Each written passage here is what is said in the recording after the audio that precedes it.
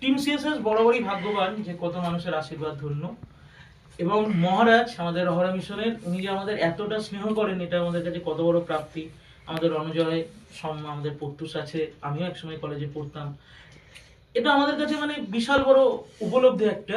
আগেও মহারাজ আমাদের বাচ্চাদের জন্য খাবার পাঠিয়েছিলেন, আজকে স্বামীজির জন্মদিন উপলক্ষে প্রসাদ পাঠিয়েছেন।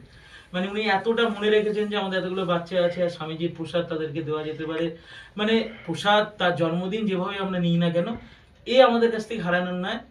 মহারাজকে আমাদের তরফ থেকে কিছুই বলার নেই, কিন্তু এইটা ঠিক যে এটা এই প্রাপ্তিটা এই উপলব্ধিটা আমাদের দেওয়ার জন্য, এতটা আমাদের ক্ষমতা দেওয়ার জন্য আমাদের খুব গর্বিত।